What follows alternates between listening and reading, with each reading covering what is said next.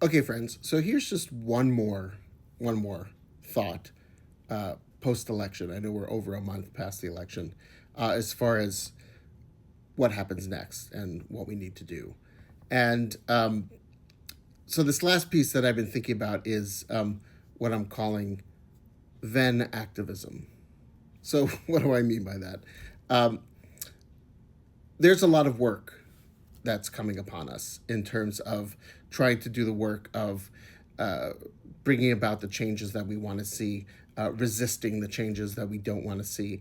And what that's going to mean is really we can't do this work on our own, right? We can't just leave it to the those who are affected to do the work and defending themselves. Like this is a all hands on deck type effort, and what that means is that we're going to have to form coalitions and groups and collaborations, and we're going to have to join together with other groups that are similarly impacted.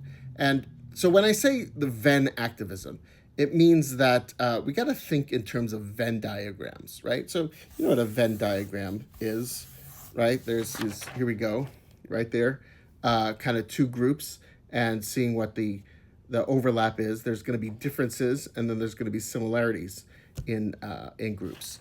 And when I mean that, applying it to this activism and this work that we're being called upon to do, is that we're going to need to be in coalitions with others that we might not have 100% overlap with, right?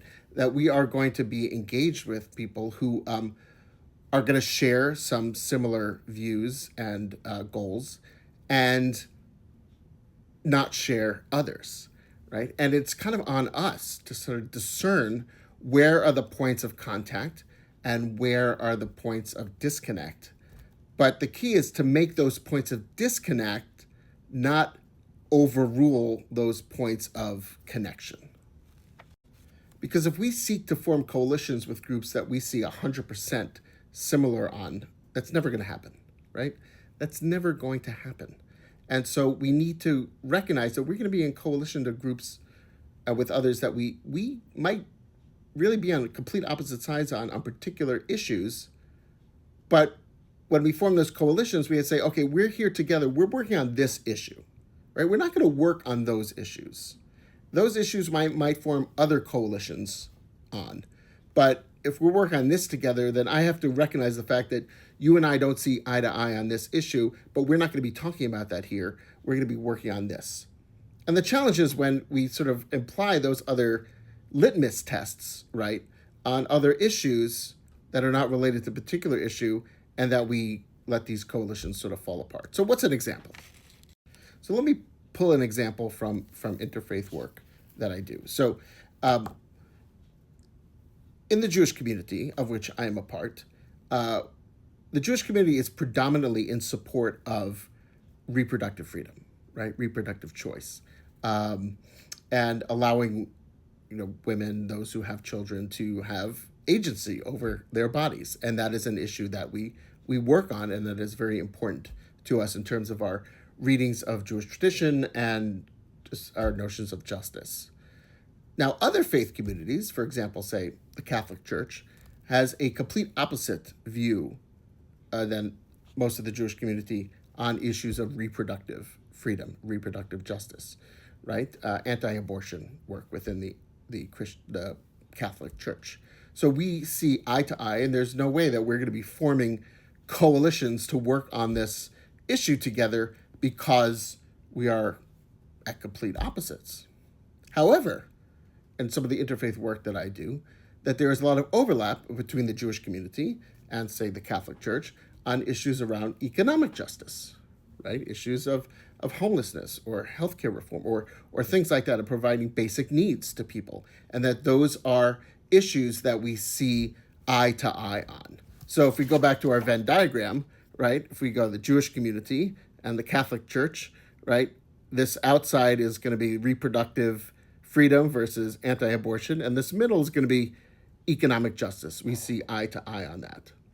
Now, the problem is when we apply litmus tests and say, well, we cannot work with the Catholic Church because we don't see eye to eye on reproductive justice. So that means that even on issues of economic justice, in which we do see eye to eye, we're not going to work on issues with them because they have a complete view, different view of reproductive justice. So therefore, applying that litmus test, we cannot work with them. And that's going to be very hard and very challenging because there are going to be lots of issues that we need to come together on. So we're going to need to come together on those issues of economic justice and recognize and say, in this forum, we're only going to talk about those issues, right? We're only going to talk about economic justice, and we're not going to talk about reproductive justice. And when I, as a rabbi in a Jewish community, want to work on reproductive justice, we will form different coalitions that focus on that maybe see differently on economic justice or other things like that. So that's what I mean by Venn activism. And we have to be very mindful of that in delineating where the overlap is, where the distinction is, and not letting the overlap suffer for these other distinctions. We tend to approach issues these days with an ideological purity, like applying litmus tests left and right, and like not being able to work on some things because there's distinctions on issues. I can say that as a rabbi within Jewish community, there's usually a lot of litmus tests applied to me from various places on the spectrum of Jewish and political identity, and so therefore completely pushed aside because of differences in certainty. I could just say too that we cannot live like that if we're in community, right? This is community. Right? When you're living in community, you're going to be living with lots of people in different places, right? And this is where community is, and you have to kind of find your place within it. But you're never going to find a community, especially a faith community, that's 100% ideological the same as you. I mean, you can, maybe, and that's fine. That's great if you want. But if you want to live within diverse community, you're going to be living in a part more like this. And it's not to say that we can have the beautiful parts of community of mutual aid and support and love with people that you might disagree with politically. It's about drawing those lines and being transparent and understanding this. Okay, that's it. Just one more thing to think about, and let's do the work. Let's build the world that we want.